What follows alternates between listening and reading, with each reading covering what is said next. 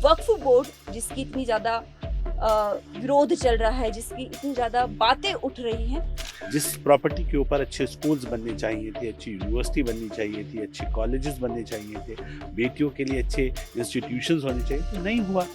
ऐसा कौन सी औलाद है, वो मौलाना बताओ, जो चाहते हैं कि वो अपने बच्चों का नाम भी औरंगजेब रखें और उनके बच्चे भी औरंगजेब जैसे बने और कल को अपने बाप को पानी के लिए तरसा दें। सरकारें एक तरफ कह रही है कि अच्छा कानून है, जी अच्छाई के लिए, मुसलमान की अच्छाई के लिए है। जी जी जी। तो क्यों मुस्लिम समुदाय एक बहुत बड़ा आंकड़ा इस के खिलाफ में है, इसका विरोध कर रही है, इसको काला कानून कह रही है। देखिए, एक तो जो विरोध कर रहे हैं, मैंने कहा वो मुसलमान नहीं है, वो पॉलिटिकल मुसलमान है। तो जब बात आती है अवैध मदरसों की, या आपको कह दें आप कितने मदरसे बनाना चाहते हो, बताओ कितने मदरसे बनाओगे उत्तराखंड के अंदर? ये अवैध मदरसे बने कैसे? क्या इसमें सरकार कहीं से इन्वॉल्व है? बहुत अच्छा सवाल। तो कांग्रेस को दिक्कत हो रही है तो कांग्रेस बता दे कितने मदरसे होने चाहिए, वो तय कर दे। ज्यादा बड़ी खैर खा है वो, उन्होंने ही तो सुला के मारा। आज मुसलमान के जो हालात बद से बदतर है, इसके पीछे कांग्रेस जिम्मेदार है।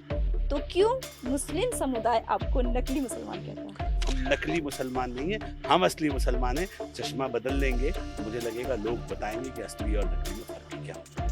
नमस्कार दर्शकों, मैं हूं आपके साथ सीमा रावत और एक बार फिर से स्वागत है आपका आईटीजी टॉक्स पर। आईटीजी टॉक्स पर लगातार हमने संगीत जगत के, राजनीति जगत के और विभिन्न जगत के लोगों से आपको रूबरू करवाया। आज हम आपको एक ऐसी शख्सियत से रूबरू करवाने वाले हैं जिनसे मिलना बहुत ज्यादा जरूरी था। जरूरी इसलिए कि हाल फिलहाल में जितने भी मुद्दे थोड़ा गर्मी पकड़े हुए हैं, मुद्दे यूसीसी के, मुद्दे वक्फ बोर्ड को लेकर और मुद्दे आतंकवाद को लेकर, कई सारे ऐसे मुद्दे जिन पर बात करना और जिनके बारे में जानकारी होना बहुत ज्यादा जरूरी है। आज इन्हीं जानकारियों को जानने के लिए हमारे साथ मौजूद हैं वक्फ बोर्ड के अध्यक्ष शहदाब शम्स। तो सर, बहुत बहुत स्वागत है आपका आज के इस कार्यक्रम में। धन्यवाद। सर, ज्यादा समय न लेते हुए मैं सीधा शुरू करती हूँ और शुरुआत करती हूँ इस बात से कि वक्फ बोर्ड जिसकी इतनी ज्यादा विरोध चल रहा है, जिसकी इतनी ज्यादा बातें उठ रही हैं, तो सबसे पहले मैं ये जानना चाहूंगी कि वक्फ बोर्ड है क्या, किस तरह से इसको समझा जाए? देखिए, वक्फ कहते हैं दान को, जी। और इसकी परंपरा 1400 साल पहले जब मोहम्मद साहब ने एक बाग को वक्फ किया और उसको वक्फ करते हुए कहा कि इससे जो इनकम आएगी उससे गरीबों को, जो ज़रूरतमंद लोग हैं, उनकी मदद की जाए। और एक सिलसिला शुरू हुआ कि गरीबों की मदद कैसे की जानी चाहिए, कैसे की जाए। तो मुसलमान जो इस्लाम के मानने वाले हैं, उन्होंने इसे अपनी ज़िंदगी का हिस्सा बना लिया कि हर व्यक्ति के ऊपर ये मैंडेटरी हो गया कि जो बाहैसियत लोग हैं वो अपनी ज़िंदगी का कुछ प्रॉपर्टी को दान करें। तो इससे क्योंकि होता तो हर धर्म में है दान, तो हम सब लोग ईश्वर के मानने वाले लोग हैं, तो एक उम्मीद ये की जाती है कि हम दुनिया में आते हैं तो हमसे कुछ कई बार गलतियां हो जाती हैं, जाने अनजाने में कुछ भूल हो जाती हैं, और हमारा यकीन ये है कि हम मरने के बाद जब ईश्वर के सामने जाएंगे तो वहाँ हमारे पाप और पुण्य बैलेंस किए जाएंगे। अगर पाप ज़्यादा होंगे तो नरक में जाएंगे और पुण्य ज़्यादा होंगे तो स्वर्ग जाएगा। तो आदमी जो दान करता है ये उम्मीद के साथ कि मैं कुछ अच्छा करके चला जाऊं जीवन में, अगर मुझसे कुछ गलती हो गई होगी, जो मैं प्रॉपर्टी छोड़ के जा रहा हूँ इससे कुछ गरीबों को लाभ मिलेगा, तो मेरे जो पुण्य हैं वो बढ़ जाएंगे और ईश्वर के यहाँ मुझे स्वर्ग मिल जाएगा, मुझे जन्नत मिल जाएगी। मेरे पापों का कुछ गलतियां होंगी तो वो उन पे माफी मिल जाएगी। तो इस्लाम में भी यही कॉन्सेप्ट था। तो मुसलमानों ने अपनी प्रॉपर्टी को दान करता है कि गरीबों के काम आए, लेकिन हमने देखा कि किस तरह से वक्फ बोर्ड लूट के अड्डे बन गए। 75 वर्षों में देश की आज़ादी से लेकर अब तक जो गरीबों के काम आने वाला बोर्ड था, वो गरीबों के काम तो नहीं आया, लेकिन कुछ अमीर चंद परिवारों के पास सीमित होकर रह गया। वो लोग वो थे जो पॉलिटिकल शेल्टर जिन लोगों के पास था, या वो लोग थे जिनको पॉलिटिकल सरकारों को वो वोट बैंक इकट्ठा करके देते रहे, या खुद वो लोग कहीं ना कहीं राजनीति से डायरेक्ट इनडायरेक्ट वे में जुड़े रहे। तो उन लोगों ने धीरे धीरे गरीबों के हक पे डाका डालते हुए इस प्रॉपर्टी को अपने अंडर लेते रहे, और जो गरीबों का हक था, सदका, ज़कात, खैरात, बेवा, विधवा बहनें, यतीम बच्चे, जो उनका हक था वो उन तक नहीं पहुंच पाया। अब देश में एक सरकार आई जिसने ईमानदारी से ये उम्मीद की कि गरीबों का हक गरीबों को मिले। अब देश में मोदी जी की गवर्नमेंट आई तो मुसलमानों को लगा कि जो प्रधानमंत्री हमारी बात कर रहे हैं, गरीबों की चिंता कर रहा है, तो उस गरीबों के बारे में भी कुछ अपनी बातों को और रखा जाए, क्या पता कुछ और बेहतर हो जाए। हम्म। तो हम सब जानते हैं कि मोदी जी की तमाम योजनाओं का लाभ गरीब मुसलमानों को मिल रहा है, चाहे वो आयुष्मान हो, आयुष्मान भारत हो। हमारे यहाँ तो उत्तराखंड में अटल आयुष्मान और आयुष्मान भारत दोनों चल रही है। तो माननीय मुख्यमंत्री और प्रधानमंत्री का कॉम्बिनेशन इतना अच्छा है कि 100% उत्तराखंडियों को मुफ्त इलाज मिल रहा है। तो ये अपने आप में एक अनूठा प्रयोग है पूरे देश के अंदर। और एक अंतिम छोर पर खड़े हुए व्यक्ति को उसका जो हक है वो मिले, इस बात की चिंता मेरी सरकारों ने की है। और मैं ये कह सकता हूँ कि जब सरकारें ईमानदारी से काम करती हैं तो लोगों की उम्मीदें जागती हैं। तो लोगों की उम्मीदें जागी मोदी जी से और लोगों ने मोदी जी को लिखा, और इसलिए मोदी जी ने इस वक्त अमेंडमेंट एक्ट का नाम भी उम्मीद रखा। हम्म। और हमने देखा कि इसमें बदलाव, जो बड़े बदलाव हैं उस पे किस तरह से लोगों को गुमराह किया गया, तुमसे सारी मस्जिदें संपत्तियां छीन ली जाएंगी, ऐसा बिल्कुल नहीं है। हाँ, गरीब मुसलमान के पास तो कुछ है ही नहीं, उससे क्या छीनेगा कोई। वो तो बेचारा, उसके पास तो ये कहते हैं कि 9 लाख एकड़ संपत्ति वक्फ बोर्ड के पास है। अब जिसके पास 9 लाख एक हेक्टेयर एकड़ जमीन अगर किसी के पास है तो उसके बच्चे का हाल क्या, वो भूखमरी का शिकार होंगे। लेकिन हालात तो सच्चर कमेटी की रिपोर्ट यही कहती है, हम्म। जो जस्टिस सच्चर ने कहा कि मुसलमानों के हालात तो दलितों से भी बदतर हैं। तो ये जो बदतर हालात हुए, आपके पास तो इतनी प्रॉपर्टीज थी तो हालात बदतर क्यों हो गए? इसलिए कि अमीरों के पास रह गई, गरीबों को उसका लाभ नहीं मिला। अब उत्तराखंड में देखिए, हमारे यहाँ एक सांसद हुए हैं, कांग्रेस के बहुत वरिष्ठ नेता हुए हैं संजय गांधी जी के साथी, अकबर अहमद डब्बी। हम्म। उन्होंने नैनीताल रामगढ़ में रिसोर्ट बनाया हुआ है। एक दूसरे सांसद हैं कांग्रेस के, सईदुज्जमा, मुजफ्फरनगर से सांसद थे, उन्होंने कलियर के अंदर एक बहुत बड़ी हवेली घेर के बैठे हैं। फिर एक वहीं के कलियर के विश्व प्रसिद्ध दरगाह है पीरान कलियर शरीफ, साबिर पाक का आस्थाना है, वहाँ की सैकड़ों एकड़ जमीन, वहाँ के मौलाना जो है सज्जादे, उनके बड़े कहते थे हमारी बदन के कपड़े भी दरगाह साबिर पाक की अमानत हैं। वो कहते थे हम खादिम हैं, ये कह रहे हैं हम मालिक हैं। और सैकड़ों एकड़ जमीन अपने नाम पे दर्ज करा ली और विदेशों में घूम रहे हैं, ऐश की जिंदगी गुजार रहे हैं। तो गरीबों का जो हक था वो अमीरों ने लूटा है। अब उम्मीद जगी कि शायद मोदी जी दिला दें, लोगों ने चिट्ठी लिखी। आ, मोदी जी को जब समझ में आया कि हाँ ये तो वाकई अन्याय हो रहा है, तो उस अन्याय को खत्म करने के लिए एक एक्ट लगा। और इस एक्ट में ज्यादतियां भी थी कि भाई किस तरह से इसको असीम शक्तियां दे दी गई, और उस असीम शक्तियों के जिस पे हाथ रख दिया ये हमारा हो गया। तो ये भी अन्याय था कि भाई आप, आपका जो है वो आप अपना रखो, हम्म। आपको ये तो बताना पड़ेगा कि आपके पास कहाँ से आया।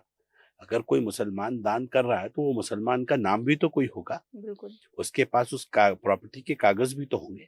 ऐसा थोड़ी दूसरे की संपत्ति को आपने कह दिया ये मेरी हो गई और वो आपकी हो गई। तो ये जो अन्याय हो रहा था, इस अन्याय को रोककर एक समानता सबके पास आए, सबको इक्वल राइट्स मिले। और मैं तो ये कहता हूँ कि मोदी जी ने जो ईमानदारी है, उस ईमानदारी को लागू करने की कोशिश की है इस एक्ट के माध्यम से कि सबको सबको न्याय मिले। ऐसा नहीं होगा कि आपने कह दिया मेरी है, अब दूसरे वाला आदमी अपने कागज ढूंढता फिरे और आपके पास कोई कागज नहीं है और आपने उसे कह दिया, बोर्ड लगा दिया कि अब हमारी हो गई। ऐसी अन्याय था, ये भी नहीं होना चाहिए। तो दोनों चीजों को बैलेंस करके ये एक्ट आया है और मुझे लगता है कि ये एक बड़ी जो अन्याय हो रहा था, कहीं ना कहीं उस अन्याय के ऊपर कुठाराघात है। और गरीब मुसलमानों को जो हक नहीं मिल रहा था, अब उनको उनका हक देने वाला है। तो ये आने वाला वक्त तो हम ये कह सकते हैं कि बहुत बेहतर होगा। गरीब मुसलमानों को भी मुख्य धारा में जुड़ने का अवसर मिलेगा, क्योंकि भारतीय जनता पार्टी की जो सरकार है, चाहे मोदी सरकार है, वो कभी भी ये चश्मा नहीं रखती कि हिंदू मुस्लिम के नजरिए से किसी को देखे। यहाँ तो एक ही मत है, अंतिम छोर पर खड़े हुए व्यक्ति का विकास करना है, तब देश आगे बढ़ेगा। और अंतिम छोर पर कौन खड़ा है? आज सबसे दबा कुचला समाज ये मुसलमान है, जिसके हालात सच्चर कमेटी की रिपोर्ट में आया कि दलितों से भी बदतर हैं। वो आज पंचर लगा रहा है, वो ठेली पे सब्जियां बेच रहा है, उसके पास वो रिक्शा खींच रहा है, आदमी आदमी को खींच रहा है। और उसके बावजूद भी वो अपने परिवार को मेहनत करने के बाद भी अगर 2 वक्त की रोटी नहीं दे पा रहा है, तो ये मुझे लगता है कि सरकारों को फिर चिंता करनी पड़ती है। और सरकारों ने अच्छा रास्ता निकाला कि हम पूरी इनकी चिंता करें और इनके ऊपर पूरा फंड्स सरकार लगाए, उससे बेहतर है जब आपके पास है तो इसी पैसे को आपके लिए इस्तेमाल कर लेते हैं और आपकी चीज आपके भी काम आए और देश के भी काम आए, प्रदेश के भी काम आए, बाकी लोगों के भी, सर्व समाज के भी काम आए, तो इसमें क्या बुराई है। जिस प्रॉपर्टी के ऊपर अच्छे स्कूल्स बनने चाहिए थे, अच्छी यूनिवर्सिटी बननी चाहिए थी, अच्छे कॉलेजेस बनने चाहिए थे, बेटियों के लिए अच्छे इंस्टीट्यूशंस होने चाहिए, तो नहीं हुआ, इसलिए मुसलमानों के हालात बद से बदतर हुए। और क्या गरीबों के लिए आपने सुना कभी वक्फ बोर्ड पे कि कहीं अच्छी यूनिवर्सिटी हो, स्कूल कॉलेज नहीं बना पाए। तो आज जब वक्त आ रहा है और मोदी जी कह रहे हैं कि हम बनाएंगे, हम बेटियों के लिए अच्छे स्कूल कॉलेजेस बनाएंगे, और उसमें मेरी बेटियों के साथ साथ और बेटियां भी पढ़ेंगी ना प्रदेश की, हम अच्छे हॉस्पिटल्स बनाएंगे तो मेरे लोगों का इलाज उसमें होगा, तो बाकियों का भी होगा ना जो जरूरतमंद होंगे। तो इस तरह का एटमॉस्फेयर बनाया जाए कि जो मेरा है वो देश का है और जो देश का है वो देश मेरा है। तो जो पॉजिटिव एटीट्यूड आप रखेंगे तो देश आगे बढ़ेगा। देश को विश्वगुरु बनाना है। आप खाली ऐसे बैठ जाएं और सोचें कि जो मेरा है उसे तो कोई ना छेड़े और देश की सारी संपदा पे मेरा अधिकार हो जाए, तो ये मुझे लगता है ये अन्याय है। और हम भारतीय हैं, पहले भारतीय हैं फिर मुसलमान हैं। तो भारतीय मुसलमान होने का मतलब यही हुआ। जब आप अरब जाते हैं, अरब पूछते हैं कौन है आप, अंताफी हिंदी, तो वहां जाके हम कहते हैं हाँ हाँ हम हिंदी हैं। तो हम पहले हिंदी हैं, बाद में हमारी पहचान, हम मुसलमान हैं, हम हिंद से आए हुए मुसलमान हैं। तो अपने कल्चर को, अपनी पहचान को आत्मसात करते हुए आप बढ़ेंगे तो आप कामयाब रहेंगे। और हर व्यक्ति को अपने जो संस्कृति होती है उस पर अभिमान होता है। अरब को अरबी पे हमें अभिमान है, अंग्रेज को अंग्रेजी पे, अपने वेस्टर्न कल्चर पे अभिमान है, चाइना को अपनी चाइनीज सभ्यता पे और अपने कल्चर, अपनी भाषा पे अभिमान। तो मैं भारतीय हूं तो क्या मुझे भारतीयता पे अभिमान नहीं होना चाहिए? और इसलिए हम कहते हैं कि इस्लाम और मुकम्मल हो जाता है और शानदार हो जाता है जब वो भारत आता है। और भारत में आकर भारतीय की नजर से जब आप देखते हैं तो आप देखते हैं कि आप एक तरफ आक्रांता हैं, जिसको बहुत सारे लोग अपना आइडल मानते हैं, औरंगजेब। तो औरंगजेब आपके आइडल होंगे, हमारे आइडल तो नहीं है औरंगजेब। हमारी नजरों में तो वो एक क्रूर शासक था, आक्रांता है। और वो आपके आइडल हो सकते हैं, वो शादाब शम्स के और राष्ट्रवादी मुसलमानों के आइडल तो बिल्कुल नहीं हो सकते। हमारे आइडल कौन होंगे? हमारे आइडल मोहम्मद साहब होंगे, हमारे आइडल साहबा होंगे, हमारे आइडल श्री राम होंगे। और हमारा मानना है कि क्या श्री राम के बारे में अल्लामा इकबाल ने कहा है, राम के वजूद पे हिंदोस्तां को नाज, अहले नजर समझते हैं उनको इमाम हिंद। इमाम हिंद का इमाम कहते हैं वो जो मस्जिद में नमाज पढ़ाते हैं, और गली मोहल्ले का इमाम नहीं कहा, शहर काजी नहीं कहा, शहर का इमाम नहीं कहा, एक डिस्ट्रिक्ट का इमाम नहीं कहा, एक स्टेट का इमाम नहीं कहा, पूरे देश के इमाम है श्री राम। यानी कि श्री अगर आत्मसात करना है किसी को, मुसलमानों को, तो श्री राम को आत्मसात करो। रघुकुल रीत सदा चली आई, प्राण जाए पर वचन ना जाए। ऐसे आदमी को आत्मसात करो जिसने पिता के एक वचन के लिए सब कुछ छोड़ दिया, राजपाट त्याग दिया और वनवास के लिए चले गए। एक तरफ ये किरदार है जो कहता है कि मेरे पिता ने, मेरे वालिद ने कौल दिया है, मेरे पिता ने एक वचन दिया है, मैं वचन की लाज रखूंगा और मैं सब कुछ छोड़ता हूं और वनवास चला जाता हूं। एक तरफ दूसरा भाई ये देखता है भैया जा रहे हैं वनवास, मैं भी सब कुछ छोड़ता हूं, अपने भैया के साथ साथ वनवास जाऊंगा। ये मेरे आइडल होंगे। मेरा आइडल औरंगजेब नहीं होगा जो राजपाट के लिए अपने सगे भाइयों की गर्दन उड़ा दे। मेरा आइडल कभी औरंगजेब हो ही नहीं सकता जो जिसके बारे में कहा गया कि माँ के पैर तले जन्नत और बाप जन्नत का दरोगा। वो दरोगा कोई सलाखों के पीछे डाल दे, ऐसा कौन सी औलाद है वो मौलाना बताओ जो चाहते हैं कि वो अपने बच्चों का नाम भी औरंगजेब रखें और उनके बच्चे भी औरंगजेब जैसे बने और कल को अपने बाप को पानी के लिए तरसा दें और उनको सलाखों के पीछे डालें। मुझे लगता है उन्हीं के आइडल हो सकते हैं औरंगजेब, हमारे आइडल तो नहीं है। हमारे आइडल तो श्री राम है। और इसलिए हमने तय किया है कि हम अपने यहाँ जो हमने कहा मॉडर्न मदरसे अब बनाने जा रहे हैं वक्फ बोर्ड के, हम श्री राम को पढ़ाएंगे। मदरसे के बच्चे भी श्री राम को पढ़ें, मदरसे के बच्चों को भी पता चले कि क्या है कौल, कि जिसके ऊपर एक तरह से डिपेंडेंट है इस्लाम। इस्लाम में मुसलमानों का तो किरदार ये होता था, अगर मुसलमान सबसे ज्यादा अगर आत्मसात करता है तो मुसलमान ही करता है श्री राम को। जबान की सबसे ज्यादा वैल्यू इस वचन की अगर कहीं है तो इस्लाम में है। हमारे यहाँ कह दिया जाता है कबूल है, लड़की ने कह दिया कबूल है तो निकाह हो गया, अगर कह दिया तलाक है तो तलाक हो गया। तो ये कितना बड़ा वैल्यू जबान की हमारे यहाँ इस्लाम में है। लेकिन लोग भूल गए। आज झूठे और मक्कार लोग खड़े होके कहते हैं हम मुसलमान है, तो कहाँ से हो जाएगा? ये मुल्ला का इस्लाम हो सकता है, ये अल्लाह का इस्लाम तो नहीं है। हम्म। सर, पूरी बात हुई, शुरुआत हमारी वक्फ बोर्ड से हुई थी कि वक्फ बोर्ड क्या है। थोड़ा सा हम इधर भी जी चले गए। जी जी जी, मैं वापस से वक्फ बोर्ड पे आती हूँ, जहाँ सरकारें एक तरफ कह रही हैं कि अच्छा कानून है, जी अच्छाई के लिए, मुसलमान की अच्छाई के लिए है। जी जी जी। तो क्यों मुस्लिम समुदाय एक बहुत बड़ा आंकड़ा इस के खिलाफ में है, इसका विरोध कर रही है, इसको काला कानून कह रही है? देखिए, एक तो जो विरोध कर रहे हैं, मैंने कहा वो मुसलमान नहीं है, वो हम्म, पॉलिटिकल मुसलमान है। और पॉलिटिकल मुसलमान इसलिए मैंने कहा क्योंकि वो किसी ना किसी पार्टी से जुड़े हुए हैं, या वो बेनिफिशियरी हैं, हम्म, या वो इंक्रोचर हैं, या वो वक्फ के ऊपर वही वक्फ माफिया है जो वक्फ के ऊपर डाका डाल के बैठा है। विरोध करने वालों में एक बड़ी तादाद उन्हीं लोगों की है जो विरोध कर रहे हैं। हाँ, वो गोल टोपी का सहारा ले रहे हैं, वो गोल टोपियों में दिखाई दे रहे हैं। जबकि मैं ये कह रहा हूँ, ये तो लोकतंत्र है। हम्म, लोकतंत्र में अभी जब ये डिबेट शुरू हुई वक्फ की, तो बहुत सारे लोगों ने मेरा पुतला दहन किया। कई जगह हम्म, उत्तराखंड में 8-10 जगह पुतले दहन हुए। तो मैंने पूछा कि इस्लाम में तो दहन नहीं होता, इस्लाम में तो मुखाग्नि नहीं दी जाती, इस्लाम में तो अपने मुर्दों को नहीं जलाया जाता। तो एक मौलाना दाढ़ी वाले, टोपी वाले ये पुतले दहन कैसे कर सकते हैं? या तो ये कहिए आप मुसलमान नहीं हैं, या ये कहिए कि आप पॉलिटिकल मुसलमान हैं, हम्म, इसलिए आप दहन कर रहे हैं। तो या तो आप दहन पर परंपरा को मानिए, और अगर नहीं मान रहे हैं तो दहन क्यों करें, दफनाइए ना जाके। तो इसलिए हमने कहा था, वो साबित हो गई कि ये पॉलिटिकल मुसलमान है, ये तो पुतले दहन कर रहे हैं। तो अब वो परेशानी होती है कि हमने क्यों कहा। मैंने इसलिए बोला कि ये कमजोर लोग हैं, ये पॉलिटिकल पार्टियां झूठी और मक्कार हैं, अपने कार्यकर्ताओं को गोल टोपियां पिना के फ्रंट फुट पे भेज रही हैं। हम ये कह रहे हैं, अगर दम हो कांग्रेस के अंदर, ये डबल गेम क्यों खेल रही है? इधर मुसलमानों को कह रही है हम तुम्हारे साथ हैं वक्फ कानून के ऊपर, और दूसरी तरफ से सॉफ्ट हिंदुत्व। इतनी भी हैसियत नहीं रही राहुल गांधी की और प्रियंका गांधी की कि वो दो शब्द बोल पाए। बोलना चाहिए था ना लोकसभा में।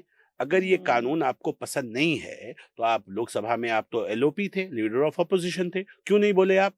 इस कानून के पक्ष में बोलना था आपको, इस कानून की कमियां गिनानी थी, तब तो आपने नहीं बोला। तो हमने कहा कि अगर आपको विरोध करना है तो आप आइए अपनी गांधीवादी टोपी के साथ, मुसलमानों को कहिए हटाओ अपनी टोपी, गोल टोपी, गांधीवादी टोपी के साथ सब बैठेंगे, झंडा उठाइए आप और कीजिए विरोध। लगेगा आप ईमानदार विरोध कर रहे हैं, लोकतंत्र में आपका अधिकार है। लेकिन आप तो ऐसा नहीं कर रहे हैं, इधर मुसलमानों के साथ छल कर रहे हैं, उधर हिंदुओं के साथ छल कर रहे हैं। उन्हें कह रहे हैं हम तुम्हारे साथ हैं, और इधर कह रहे हैं कि नहीं, गोल टोपी पहन के उतरो, हम तो सामने से साथ नहीं, पीछे से बैकिंग करेंगे। यही समाजवादी पार्टी कर रही है। अखिलेश यादव ने ईरान से तुरान तक की सारी बात की, लेकिन वक्फ पे कुछ नहीं बोले। अगर बोलना है, सच्चाई में साथ हो, आपको लगता है कमी है, तो आते क्यों नहीं हो अपनी साइकिल के साथ? आओ लाल टोपी पहन के। कौन रोक रहा है? आपके पास अपनी लाल टोपी है, गोल टोपी का सहारा क्यों ले रहे हैं? आरजेडी क्यों हरी टोपी के साथ सामने नहीं आ रहा है? क्यों गोल टोपी का सहारा ले रहा है? सच के साथ आओ ना। झूठ की राजनीति करेंगे, एक तरफ सॉफ्ट हिंदुत्व, दूसरी तरफ मुसलमानों की ठेकेदारी, ये डबल नहीं चलेगा ना। अगर गलत है तो गलत को गलत बोलो, सही है तो सही को सही बोलो। ये दोहरा मापदंड क्यों, दोहरा कैरेक्टर क्यों, दोहरा चरित्र क्यों, ये बताना पड़ेगा। बहुत ईमानदारी से बोलना पड़ेगा। देश जान देख रहा है, देश की जनता देख रही है, मुसलमान भी देख रहा है। आज गरीब मुसलमानों को उसका हक मिलने जा रहा है तो पेट में दर्द हो रहा है। पसमानदा मुसलमानों को भी उसका हक मिले। जो गरीब मुसलमान, जो सदके ज़कात खैरात की जिसको आवश्यकता है, उसको उसका राइट मिले। मेरी बहन जो बेवा है, जो माँ बेसहारा है, जो बच्चे यतीम है, क्या उनका हक खाने वालों का साथ देगी कांग्रेस?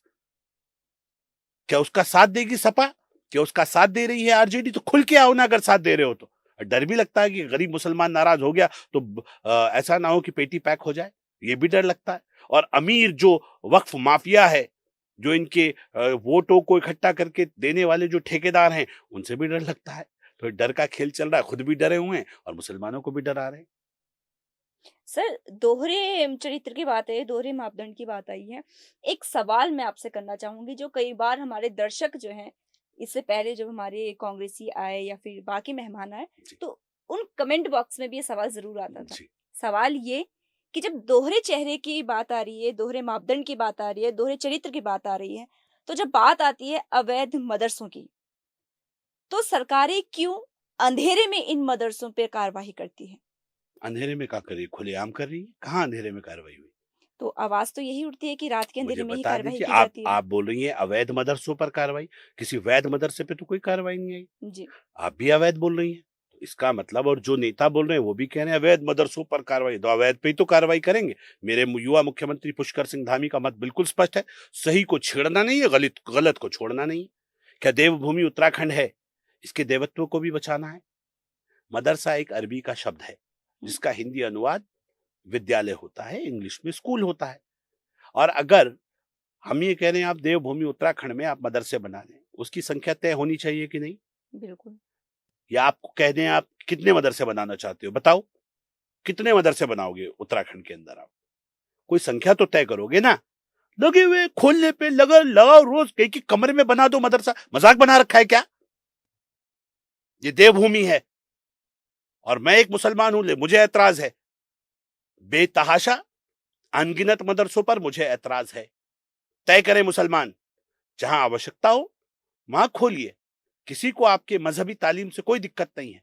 और हमने मॉडर्न मदरसा बना के एक कॉन्सेप्ट तैयार किया है माननीय मुख्यमंत्री जी के नेतृत्व में। उसमें हमने कहा है कि हम उत्तराखंड का जो बाकी, मेरा उत्तराखंड का आम बच्चा जो सिलेबस पढ़ रहा है, मेरे मदरसे में मेरा बच्चा भी, मदरसे का बच्चा भी वो सिलेबस पढ़ेगा। उस सिलेबस में वो श्री राम को भी पढ़ेगा, श्री कृष्ण को भी पढ़ेगा, भगवान बुद्ध को भी पढ़ेगा, वो गुरु नानक देव को भी पढ़ेगा, वो संविधान रचयिता बाबा भीमराव अंबेडकर को भी पढ़ेगा, और अपना कुरान भी पढ़ेगा। सुबह 8 बजे से 1 बजे तक वो सामान्य सिलेबस पढ़ेगा उत्तराखंड का, और उसके बाद वो अपने कुरान को पढ़ेगा। हाफिज कुरान के साथ साथ वो डॉक्टर, इंजीनियर, फिलोसोफर सब बनेगा ना, और डॉक्टर एपीजे अब्दुल कलाम के रास्ते पे आगे बढ़ेगा। इसलिए हमने उसको नाम दिया doctor APJ Abdul Kalam modern मदरसा। तन समर्पित, मन समर्पित और ये जीवन समर्पित। देश के लिए जीऊंगा, देश के लिए मरूंगा। हुब्बुल वतनी निफ्सुल ईमान, वतन से मोहब्बत ईमान का एक बड़ा हिस्सा है। ये इस्लाम उसको सिखाएंगे, उसको दिखाएंगे कि भारतीय मुसलमान कैसा होता है। ब्रिगेडियर उस्मान जैसा मुसलमान बनाएंगे, हनीफुद्दीन जैसा मुसलमान बनाएंगे, अशफाकुल्ला खान जैसा मुसलमान बनाएंगे, वीर अब्दुल हमीद जैसा मुसलमान बनाएंगे ना मुसलमान। डॉक्टर एपीजे अब्दुल कलाम जैसा मुसलमान बनाएंगे जो देश के लिए जिएगा। तब हम विश्व गुरु बनेंगे कि दुनिया कहेगी अगर इस्लाम कैसा होता है सीखना है तो जाओ देवभूमि उत्तराखंड जाके देखो मुसलमान कैसा होता है, जो देश के लिए मरने मिटने को तैयार हो जाए। एक आवाज में कहीं दुश्मन की हुंकार आ जाए तो सबसे पहले वो छाती तान के आगे खड़ा हो जाए, वो होता है मुसलमान।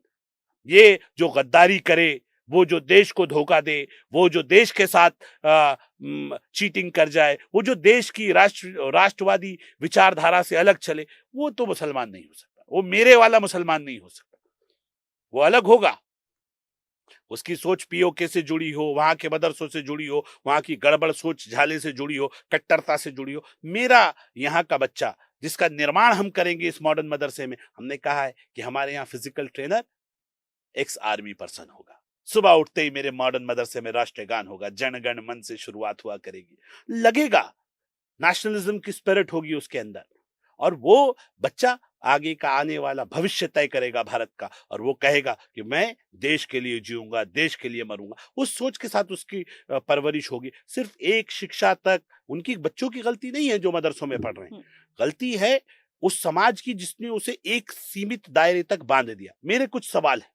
एक मदरसे में मान लीजिए 100 बच्चे पढ़ते हैं, 1000 बच्चे पढ़ते हैं। उस मदरसे में आपने 1000 बच्चे पढ़ाए, और उस बच्चे को आपने आपके हिसाब से जो मदरसे आज आप चला रहे हैं जिसमें केवल और केवल उर्दू और अरबी पढ़ाई जाएगी, जिसका सिलेबस होगा दोम, तैतानिया, फौकानिया, पंजुम, मुअल्लिम, मुंशी, मौलवी, अदीब माहिर, अदीब कामिल, ये आप उसमें सिलेबस पढ़ाएंगे। मैं ये कह रहा हूं जिसमें आप ये सिलेबस पढ़ाएंगे, वो बच्चा पढ़ने के बाद उसे एक सीमित दायरे तक आ गया। उसने 15 साल 20 साल पढ़ा, उसकी एजुकेशन वहीं रहेगी। अब वो क्या पढ़ाएगा आगे? भाई जो उसने पढ़ा है वही तो पढ़ाएगा। वो मदरसे से पढ़ा है, उसके पास आगे विकल्प नहीं है, वो मदरसा ही खोलेगा, उसके पास आगे विकल्प नहीं है।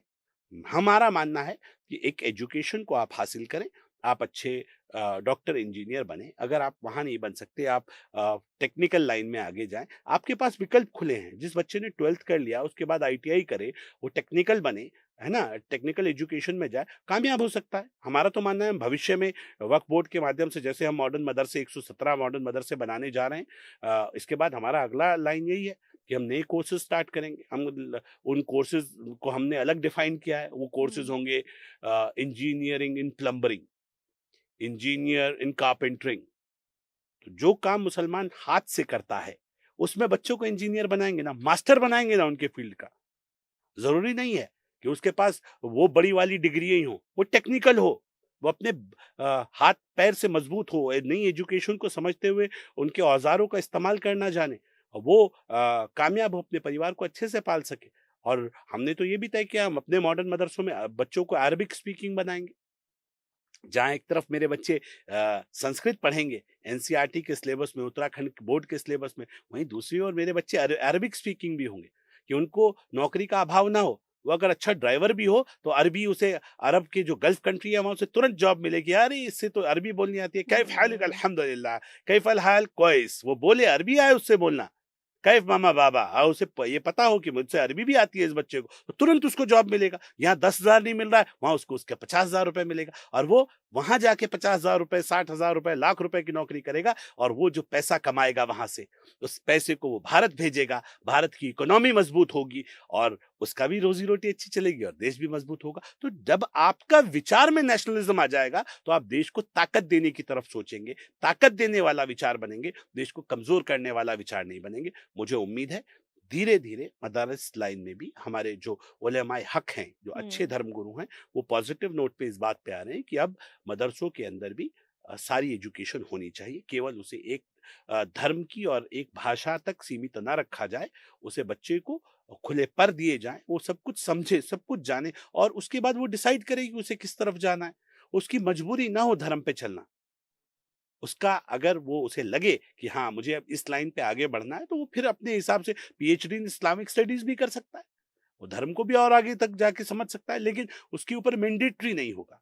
12th तक पढ़ने के बाद उसके बाद वो डिसाइड करे कि उसे कौन सा फील्ड चुनना है। मुझे लगता है कि ये बच्चों के लिए बेहतर भविष्य देने वाला एक विषय हो सकता है, और मुझे उम्मीद है कि एक मुस्लिम जगत में खासकर इसको आप एजुकेशन शिक्षा क्रांति के रूप में आप जरूर देख सकते हैं। आने वाले वक्त में एक बड़ा बदलाव देवभूमि उत्तराखंड से जो होगा, जिसको हम पुष्कर सिंह धामी माननीय मुख्यमंत्री का ड्रीम प्रोजेक्ट के रूप में ले रहे हैं, मुझे उम्मीद है कि देश की, मुसलमानों की दशा और दिशा बदलने वाला कार्यक्रम होगा।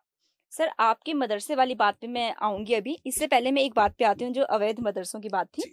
अवैध मदरसों की बात आपने कही कि जब हम ही इसको अवैध कह रहे हैं तो ये वैध तो वैसे भी नहीं है। दूसरी बात कि जब जो सही है उसको छेड़ेंगे नहीं, जो गलत है उसको छोड़ेंगे नहीं, ये वाली भी बात है। विपक्ष के अभी कुछ दिन पहले यहाँ पे एक प्रवक्ता आई थी और उन्होंने ये सवाल रखा था। जी। सवाल ये था कि जब आप जैसे मुसलमान जो राष्ट्रवादी सोच रखते हैं, जब ये लोग वक्फ बोर्ड में हैं या फिर मदरसे की जो संस्थाएं बनती हैं या फिर जो सरकार है वो राष्ट्रवादी सोच को रखने वाली है, तो उनकी नजरों के नीचे से ये अवैध मदरसे बने कैसे? क्या इसमें सरकार कहीं से इन्वॉल्व है? बहुत अच्छा सवाल। ये वो वाली बात हुई, गिरे तो गिरे टांग ऊपर। भाई सरकारें तो तुम्हारी थी, हम्म। ये तो सवाल तुमसे पूछेंगे ना। इस वोट बैंक की राजनीति तो आप लोग करते हैं, इसकी राजनीति की ठेकेदारी तो आपकी है। आज सबसे ज्यादा दर्द इतना तो मुसलमानों को नहीं हो रहा जितना आपने पीटा हुआ है। और जी गलत हो गया, गलत हो गया, भाई कहाँ गलत हो गया? बताओ कौन से मदरसे में गलत हो गया? वक्फ बोर्ड के मदरसे हैं जो वक्फ बोर्ड में दर्ज है, क्या किसी मदरसे को छेड़ा गया? उसमें भी हमने कहा कि हम इसका एजुकेशन पैटर्न हम भी अच्छा कर रहे हैं। जो मदरसा बोर्ड आपका, जिसको हमारी सरकार ने अवैध माना, वो किसको माना? कि आप एजुकेशन क्या पढ़ा रहे हैं, क्या आपको बताने का अधिकार नहीं है सरकार को? हम्म। कि आप क्या पढ़ा रहे हैं, जो सरकार को जानने का अधिकार है कि नहीं है? तो आप बिल्कुल। बताइए आप क्या पढ़ा रहे हैं। अगर आप कहते हैं कि नहीं हम तो नहीं पढ़ाएंगे आपका कोई भी सिलेबस, उत्तराखंड का कोई सिलेबस नहीं पढ़ाएंगे, हिंदी इंग्लिश मैथ्स की कोई बुक नहीं पढ़ाएंगे, तो क्या पढ़ाएंगे? हम उसको अपनी किताबें पढ़ाएंगे। और वो किताबें क्या होंगी? जो मैंने आपके सामने बताई, जो सिलेबस उन्होंने बनाया है। तो आप तो केवल उतना ही पढ़ाएंगे। तो अगर आप उतना ही पढ़ाएंगे तो हम कैसे आपको कह रहे हैं कैसे लागू करें, कैसे हम अपने गरीब मुसलमान बच्चे को मुख्य धारा में जोड़ेंगे? तो सरकारों ने कहा भैया ये नहीं चलेगा, आप रजिस्ट्रेशन कराइए, या तो मदरसा बोर्ड से कराइए या वक्फ बोर्ड से कराइए। आप सरकार की जानकारी के बिना कौन मदरसा चल रहा है, कहाँ से चंदा आ रहा है, उसका यूज क्या किया जा रहा है, कि सरकार को उस पैसे का सही इस्तेमाल हो रहा है कि नहीं हो रहा है, कहीं गलत जगह से तो पैसा नहीं आ रहा है, कि उस पैसे का गलत जगह यूज तो नहीं हो रहा है, क्या ये जानने का अधिकार सरकार को है कि नहीं है? अगर हम उसको जानने का अधिकार युवा मुख्यमंत्री ले रहे हैं तो आपके पेट में दर्द हो रहा है कि आप ऐसा क्यों कर रहे हैं, तो क्या करें बता दीजिए। सबको छोड़ दें? सब कुछ छोड़ देते हैं, बता दीजिए। कांग्रेस को दिक्कत हो रही है तो कांग्रेस बता दे कितने मदरसे होने चाहिए, वो तय कर दे। ज्यादा बड़ी खैर खैर खा है वो, उन्होंने ही तो सुला के मारा। आज मुसलमान के जो हालात बद से बदतर है, इसके पीछे कांग्रेस जिम्मेदार है। क्योंकि कांग्रेस के रिजीम में जो पढ़े लिखे हाथ होते थे, उन पढ़े लिखे हाथों से कलम छूट के वो हाथ में तो बेलचा और फावला आ गया। मजदूरी के लिए हाथों की लकीरें मिट गई मेहनत करते करते। अनपढ़ क्यों हो गया समाज कोई? बीजेपी तो अब आई, इससे पहले इस समाज को अनपढ़ कैसे किसने रखा? क्यों इसकी पढ़ाई पे ध्यान नहीं दिया गया? क्यों इस वक्फ बोर्ड को सही दिशा में लगा के इसे मेंटेन करके बच्चों के लिए अच्छी एजुकेशन सिस्टम एस्टैब्लिश नहीं किया गया? इसलिए क्योंकि आपको लगता है कि पढ़ लिख जाएंगे तो हमारे चंगुल से बाहर निकल जाएंगे। आपकी राजनीति चलती रहे, देश जलता रहे, आपको क्या फर्क पड़ता है? देश के अंदर देखा आपने? जरा रिजीम उठा लीजिए, मोदी रिजीम से पहले कितने दंगे होते थे। मलियाना, भागलपुर, महाराष्ट्र, मुंबई कांड, गुजरात, सारे के ऊपर से नीचे नीचे तक सारी फहरिस्त है। आज दंगे होने बंद हो गए। ये देश के लिए अच्छा है कि नहीं है? देश को ताकत मिली है। कहीं कुछ लोग डर से माने, कुछ लोग प्यार से माने, लेकिन दंगे बंद हो गए। और दंगे बंद हुए, लोगों का मरना बंद हो गया, देश जलना बंद हो गया, तो चीजें बेहतर हो रही है। हमें उम्मीद है कुछ लोगों को कुछ दिक्कतें हो रही होंगी, मैं ये नहीं कह रहा हूं कि सारे लोग बहुत खुश हैं, लेकिन देश तो ऐसे ही चलता है। थोड़ा सा डर से चलता है, थोड़ा सा प्यार से चलता है। और देश को चलाने की जो दिशा है, मैं इस दिशा को ठीक मानता हूं। और मैं ये मानता हूं कि चीजें आने वाले वक्त में और बेहतर होंगी। कुछ कमियां होंगी, मान लीजिए जैसे अभी मदरसों की बात आई कि अगर कोई मदरसा सही है और उसके ऊपर कहीं कोई ऑब्जेक्शन आया है या उसे सील किया गया, तो हम है ना, हमें बताइए कहीं अन्याय होगा। और कुछ अधिकारी अगर कुछ ज्यादा अपना फायदा नुकसान देखकर ज्यादा चाटुकारिता के चक्कर में गड़बड़ कर रहे होंगे, तो ऐसे अधिकारियों को भी टोन टाइट की जाएगी, उनका भी इलाज किया जाएगा। ऐसा नहीं है कि कोई गलत करेगा और मुस्लिम समाज की हम आवाज नहीं, हम आवाज बनेंगे मुस्लिम समाज की। ईमानदारी से उनकी अगर कहीं दिक्कत होगी तो उनकी आवाज में आवाज मिली हुई आपको हमारी दिखाई देगी, इसमें कोई संशय नहीं है बिल्कुल भी। ना मेरी पार्टी का या मेरी सरकार का मत है कि किसी को सताने के लिए कुछ किया जाए, लेकिन सही किया जाए। इसीलिए मैंने कहा सही को छेड़ना नहीं है और गलत को छोड़ना छोड़ना नहीं। नहीं। सर, मैं वापस आपके मदरसे वाली बात पे आती हूँ। और शिक्षा बहुत ज़्यादा ज़रूरी है एक सफल समाज के लिए। समाज को बेहतर बनाने के लिए शिक्षा बहुत ज़्यादा ज़रूरी है। जी बात यहाँ पर आती है कि जब आप बात करते हैं मॉडर्न मदरसों की, कि मॉडर्न मदरसे जो हैं, जो मदरसे में पढ़ने वाले बच्चे हैं, उनके भविष्य को सुधारेंगे, जी ऑप्शंस खोलेंगे, राइट, बहुत सारे अवसर उनको मिलेंगे। बिल्कुल। जब इतनी सही सोच है, तो क्यों मुस्लिम समुदाय आपको नकली मुसलमान कहता है? देखिए दिक्कत ये है कि एक कहावत है कि एक जगह कुछ लोगों को पनिशमेंट दिया गया और उनकी सबकी नाक काट दी गई। हुँ, तो अब उनको पनिशमेंट दे के नाक काट के गांव से बाहर निकाल दिया कि चलो आपका गांव से बाहर जाओ, आपने गलत पाप किए हैं। तो कारण रहा होगा, पुरानी कहावत है। तो अब वो दूसरे गांव जा रहे थे तो सब लोगों ने कहा यार ये तो नाक कट गई है।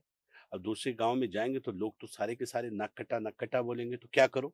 हुँ, तो प्लान बनाया कि चलो, जो उनके जिम्मेदार थे कहने लगे तुम बस मेरे साथ जो मैं बोलूंगा उसको बोलते रहना। हुँ, तो जैसे ही गांव में एंटर किया तो लोग बैठे थे, तो हुँ, सबने चिल्ला के बोलना शुरू कर दिया, हाँ कितने लंबे लंबे नाक, कितने लंबे लंबे नाक।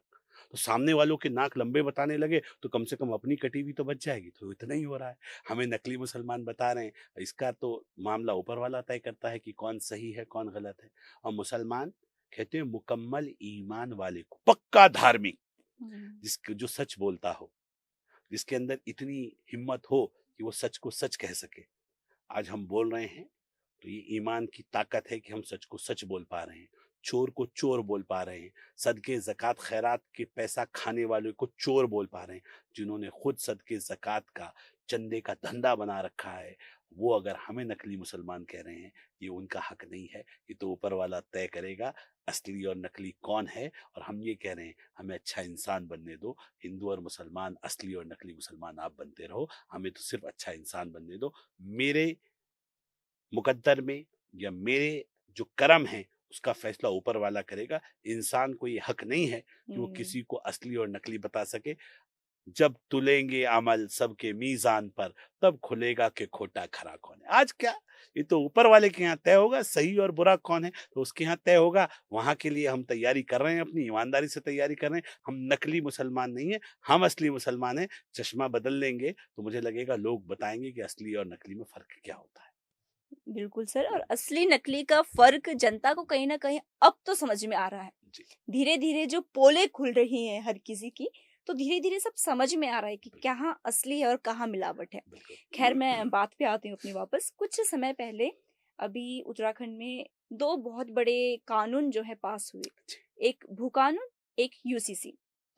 भू कानून की माँग तो काफ़ी लंबे से उठ रही थी और भू कानून वाले मुद्दे पे मैं बाद में आऊँगी, पहले मैं आती हूँ यूसीसी पर। जी, यूसीसी में कई सारे बिंदु हैं। उन बिंदुओं के बीच में या विपक्ष की अगर हम बात करें, तो उन्होंने यूसीसी को एक तरफ़ा कानून बताया है। कानून बताया है सिर्फ़ मुसलमान के प्रति, कि ये सिर्फ़ मुसलमानों के लिए बनाया गया है। वहीं मुसलमान इसका विरोध कर रहे हैं ये बोलकर कि यहाँ पर हमारे जो पहले के बने हुए रिवाज़ थे, रीतियाँ थी, वो तोड़ दी गई हैं। तो यूसीसी को क्या लगता है कि समझने में गलती की जा रही है या फिर क्या है यूसीसी का पूरा? उन युवा मुख्यमंत्री का एक कमिटमेंट था यूसीसी, जी। और युवा मुख्यमंत्री ने जो वादा किया था उस वादे को पूरा किया है। यूसीसी उभरते हुए भारत की एक तस्वीर है और विकसित भारत की ओर एक मजबूत उठाया हुआ उत्तराखंड से कदम है। मैं ये मानता हूं कि यूसीसी को आने वाले कुछ ही दिनों में आप देखेंगे कि पूरा देश आत्मसात करने वाला है। सारे प्रदेश की सरकारें सरकारें अपने यहाँ यूसीसी लागू करेंगी। यूसीसी लोगों को समानता देता है, समान अधिकार देता है, और उन समान अधिकारों के ऊपर अगर किसी को दिक्कत है तो मुझे लगता है वो उनकी बदकिस्मती है। विकसित देशों में अमेरिका में यूसीसी हुँ। लागू है, इंग्लैंड में यूसीसी लागू है, जर्मन फ्रांस में यूसीसी लागू है, और मैं ये मानता हूँ कि इन तमाम देशों के अंदर, तुर्की के अंदर यूसीसी लागू है। इन समान तमाम देशों के अंदर जो यूनिफॉर्मिटी है वो बहुत मजबूती से है, और वहाँ का मुसलमान हिंदुस्तान के और दूसरी जगह के मुसलमानों से बेहतर मुसलमान है, मैं ये कह सकता हूँ। हुँ। तो क्या वो मुसलमान नहीं है वहाँ? क्या इंग्लैंड में मुसलमान नहीं है? क्या लंदन में मुसलमान नहीं है? क्या जर्मन में मुसलमान नहीं है? क्या अमेरिका में, यूएस में और कनाडा में मुसलमान नहीं है? और वो तो बहुत अच्छे से आते हैं। वो तो बड़े शाही मुसलमान अपने आप को समझते हैं। वो हज भी करते हैं तो वीआईपी करते हैं। उनके हज का खर्च भी 15 लाख 20 लाख होता है। तो हुँ। मुझे लगता है कि अगर वो वहाँ पे यूसीसी लागू होने के बावजूद वो मजबूत मुसलमान हैं, तो यहाँ यूसीसी लागू होने के बाद मुसलमान नहीं रहेंगे और ये मुसलमानों के खिलाफ है, ये कैसे हो जाएगा? मेरी समझ से तो नहीं। आपके पास कोई विषय हो जिस पे उनको ऐतराज़ हो कि ऐसा हो जाएगा तो उनको इसलिए इस पे ऐतराज़ हो रहा है, तो मैं उसका उत्तर दे सकता हूँ। मैं भी मुसलमान हूँ, मुझे तो नहीं लगता कि इस पे कहीं से कहीं तक किसी को कोई ऐतराज़ होना चाहिए। बिल्कुल सही बात है, और यूसीसी की जब बात आती है, यूसीसी में अगर आपकी ही बात को मैं लूँ, तो आपने भी बताया कि देश में जहाँ यूसीसी लागू है। अभी कुछ दिन पूर्व यहाँ पर इंद्रेश मैखुरी जी आए थे। उन्होंने एक बात कही, या यूँ कहें कि ये बहुत जो राजनीतिक वाले हैं या फिर अन्य जो कानून की जानकारी रखते हैं, उन्होंने भी ये बात कही कि कोई भी कानून, अगर हम यूसीसी की ही बात करें, तो यूसीसी पहले देश में लागू होता है, उसके बाद राज्य में पहुँचता है। और ये पहले राज्य में लागू किया गया, यानी कि एक प्रैक्टिकल के तौर पे जो है राज्य को देखा गया। तो इस चीज़ को किस तरह से देखते तो हैं? उनको प्रैक्टिकल से दिक्कत है या कानून से दिक्कत है? प्रैक्टिकल से दिक्कत है तो बता दिए, कानून से दिक्कत है तो बता दीजिए। तो कंफ्यूजन में है पूरी कांग्रेस, हुँ। सारे के सारे कंफ्यूजन में। भाई आप बोल दीजिए, चलो राहुल गांधी से कह दो, सहयोग दे दो, वहां दिल्ली में कह दो भाई यूसीसी लागू करो मोदी जी, हम तो आज कर दें। वो आपको फिर दिक्कत हो जाती है। कह देश का कानून बना दो, फिर कहते देश में लागू होने नहीं देंगे। प्रदेश का बना दो, प्रदेश में आप एक्सपेरिमेंट करके देख रहे हैं। चलो हाँ, अगर हम देख भी रहे हैं एक्सपेरिमेंट करके, तो क्या आप कह रहे हो कि ये मुसलमानों के ऊपर बड़ा हमला है? किस बात का हमला है?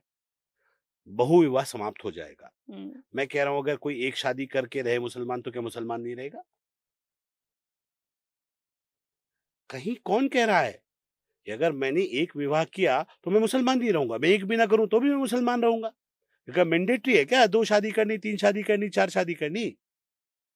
कुरान कह रहा है सूरह निसा में, अल्लाह कह रहा है कि आप एक से अधिक शादी कर सकते हैं, लेकिन हम जानते हैं कि आप बराबरी नहीं कर सकते। तो आपके लिए बेहतर होगा कि आप एक से अधिक शादी ना करें, और वो भी इसलिए था कि कई बार आपको लग रहा है कि बच्चे नहीं हो रहे हैं, आपने बीवी को डाइवोर्स दे दिया, तलाक ना हो, इसलिए बहु विवाह प्रथा चली थी। हम ये कह रहे हैं, और आज के दौर में कौन चाहता है बाप की उसकी बेटी के 2 हस्बैंड हो? कोई भी नहीं चाहता है।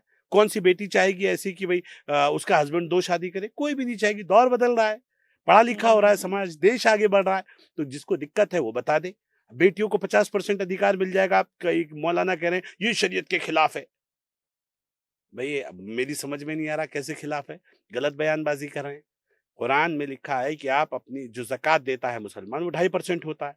अगर कोई 5% दे दे हम्म। तो उसे अच्छा बहुत तारीफ करते हैं, भाई बहुत अच्छी बात है, ये तो बहुत अच्छी ज़कात देते हैं। अपनी प्रॉपर्टी का 5% देते हैं लोग, 2.5% लिखा है कुरान में, लेकिन ये फिर भी 5% देते तो अच्छा है ना। ज्यादा देने वाले को तो अच्छा माना जाता है। अब कुरान में लिखा है कम से कम बेटियों को इतना देना है, बेटे की प्रॉपर्टी का आधा। आधा। और कब कहा? मोहम्मद साहब ने 1400 साल पहले, जब बेटियों को जिंदा दफना दिया जाता था, जब बेटियों की कोई वैल्यू नहीं थी, जब बेटियों को चिता पे जला दिया जाता था, जब बेटियों की वैल्यू नहीं थी, पांव की जूती समझते थे, 1400 साल पहले की बात कर रहा हूं। तब मोहम्मद साहब ने कहा कि बेटी को इतना हिस्सा देना पड़ेगा। अगर आज मोहम्मद साहब हयात होते तो कहते वाह, 50 कह रहे हो, 51 दो बेटियों को। आज भी अरब में बेटी पैदा होने पे खुशी मनाई जाती है, बेटों के पैदा होने पे खुशी नहीं मनाई जाती। तो आप वो मिनिमम है जो कहा है, आप ये वायलेशन नहीं है कुरान का भी। तो जो गुमराह कर रहे हैं वो असल में अपनी दुकान चलाना चाहते हैं, क्योंकि उनको विरोध करना है। हम कितना भी अच्छा कर लें, उन्हें बुरा कह के उसका विरोध करना है, और वो इसलिए विरोध के लिए विरोध करते हैं, इसके अलावा कुछ नहीं। सर, विरोध की बात आती है और एक सवाल जो मेरे मन में काफ़ी टाइम से चल रहा था वो ये कि आज के समय में मुसलमान कहता है हमें हिंदुओं से खतरा है, हिंदू कहता है हमें मुसलमानों से खतरा है। देहरादून की ही मैं अगर बात करूं तो कई जगह है, जैसे कि अगर हम चक्राता देखते हैं, विकास नगर देखते हैं, या फिर और भी कई सारे एरियाज हैं, मालदह की अगर हम बात करते हैं, तो इन जगहों से जो है मुसलमानों की दुकानें खाली करवा दी गई या फिर मुसलमानों को बाहर कर दिया गया, ये बोल के कि मुसलमान जो है हिंदुओं के लिए खतरा है, और मुसलमान ये रोना रोते हैं कि हमें हिंदू से खतरा है। तो किस तरह से देखते हैं सारा कि ये सब देखिए, चीजें क्या है? मामला क्या है कि गंदगी बढ़ रही है, हम्म। और मुझे लगता है कि अगर इस देश में एक भारतीय को दूसरे भारतीय से खतरा है तो ये देश के लिए शर्म की बात है। हम भारतीय हैं। अगर परिवार टूटता तभी है जब विश्वास खत्म हो जाता है। हम्म।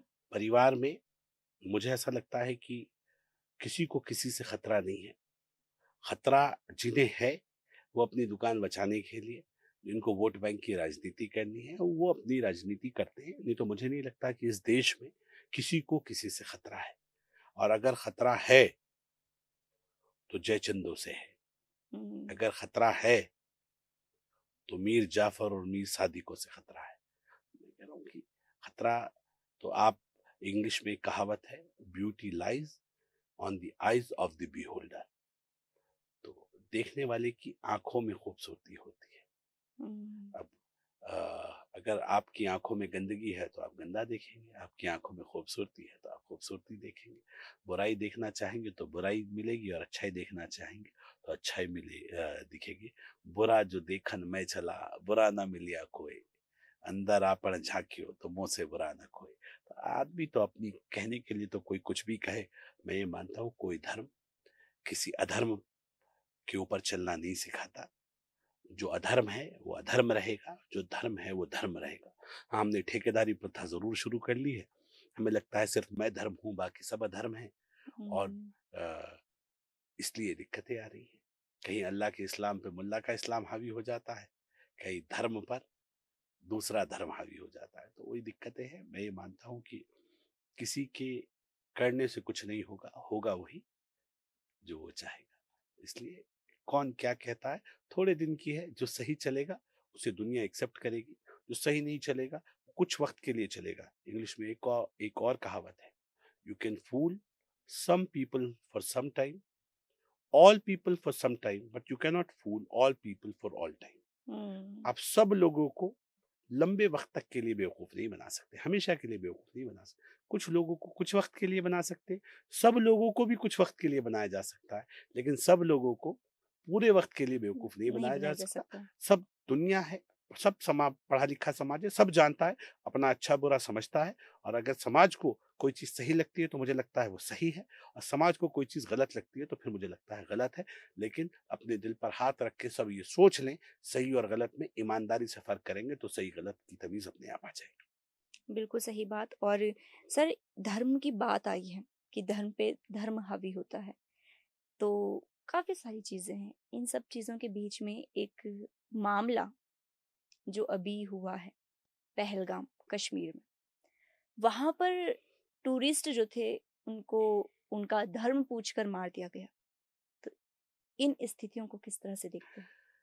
जानवर हैं वो लोग जिन्होंने ये जघन्य अपराध किया है। ऐसे लोगों के लिए इस दुनिया में कहीं जगह नहीं होनी चाहिए। ऐसा विचार, वो नापाक सोच, वो गंदगी जो निहत्थे कमजोर लोगों के ऊपर गोलियां चला दे, अपने आप को मजहब के नाम पर किसी को पूछ के कि तेरा क्या धर्म है, मैं गोली मारूंगा, मेरा बस चले तो उन्हें उनका धर्म सिखा दूं।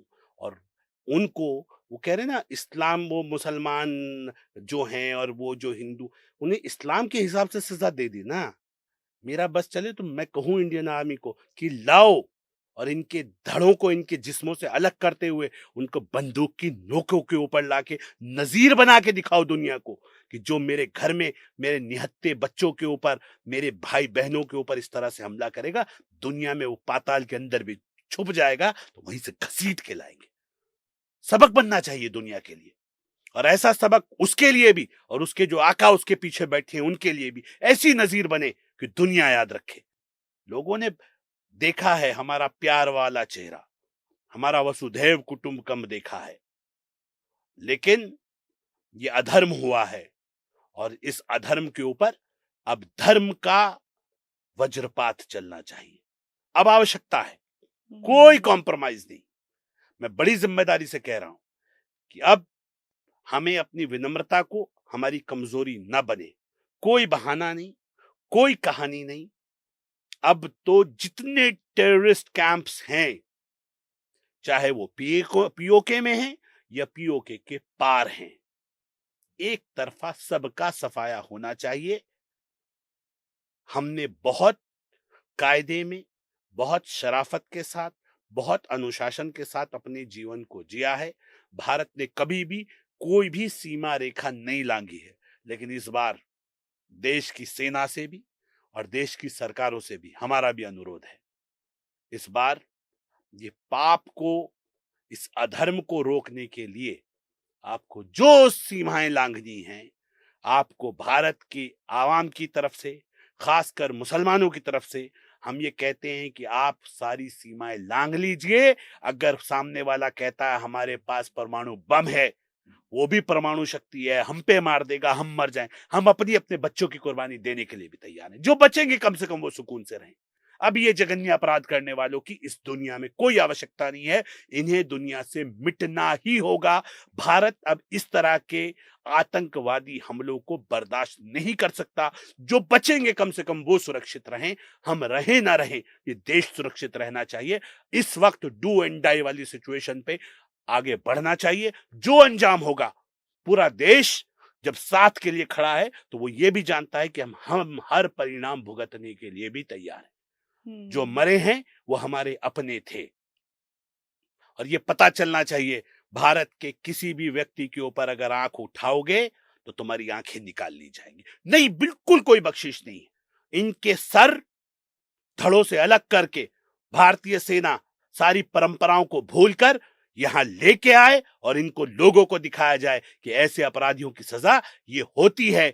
ये भले ही आर्मी का रूल में ना हो, ये भले ही सारे पैरामीटर से बाहर हो, जो उन्होंने पाप किया वो पैरामीटर से बाहर था, तो सजा भी पैरामीटर के बाहर मिलनी चाहिए। बिल्कुल। और ये इतनी बड़ी वारदात हुई है कि जिसने पूरे भारत को हिला के रख दिया। हर वो व्यक्ति जो वहाँ पे मौजूद था या फिर हर वो व्यक्ति जो सोशल मीडिया के थ्रू वहाँ के दृश्यों को देख रहा है, हर कोई डरा हुआ है, हर कोई हिला हुआ है ये पूरा दृश्य देखकर। इस पूरे कार्यक्रम में कई सारी जानकारियाँ हमको मिली और कई सारे मुद्दों पे हमने बातचीत की है। और इस कार्यक्रम के अंत में मैं एक सवाल और आपसे करना चाहूँगी, उसके बाद हम विदा लेंगे। सवाल ये है कि जो भारत में रहने वाला मुसलमान है, वो मुसलमान जो इस्लाम को या धर्म को बिना समझे किसी और ही डगर को निकल रहा है, उनको आप क्या कहना चाहेंगे, क्या संदेश देना चाहेंगे? देखिए, पहले तो ऐसे जब ये लोगों को आप इस्लाम से जोड़ते हैं, आतंकवादियों को, तो ईमानदारी से हिंदुस्तान का हर मुसलमान शर्मसार होता है। क्या हमें शर्म नहीं आ रही होगी कि जब एक व्यक्ति किसी बेगुनाह इंसान को बेवजह मारने के लिए ये उसका मजहब पूछता है, तो क्या आम मुसलमान शर्मिंदा नहीं हो रहा होगा इस मुल्क में? वो बिल्कुल। नहीं बोल पा रहा है अपनी जबान से, आज उसका दिल रो रहा है, लेकिन उसके पास शब्द नहीं है।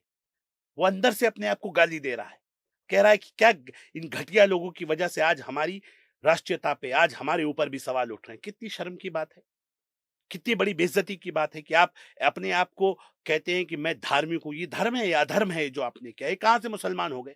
मुसलमान कहते हैं मुकम्मल ईमान वाला, जिसकी जबान में ईमान हो, जिसकी जबान में धर्म हो, जिसकी निगाहों में धर्म हो। ये तो अधर्म का काम किया आपने। कहां मुसलमान? कौन मुसलमान? ये इस्लाम को बदनाम किया। इस्लाम का वो चेहरा, घिनौना चेहरा जो आप कह सकते हैं, वो घिनौना चेहरा है ये। ऐसे लोगों को तो मैं कह रहा हूं ना, इस्लाम के हिसाब से अगर ऐसे लोगों की सजा हो, तो इस्लाम के हिसाब से इनकी सजा है कि इन्हें, इनके धड़ इनके सरों से अलग कर दिए जाए। जो इनके पालक हैं, जो इनके पोषक हैं, उनके धड़ इनके सरों से अलग कर दिए जाए। इस्लाम की सजा तो पत्थर मार मार के संसार कर देने वाली है। ऐसे लोगों को पत्थरों से कुचल के मार दो, लोगों को दिखा दिखा के मारो कि लोगों के लिए इबरत बने। ऐसे लोगों की समाज में कोई आवश्यकता नहीं है।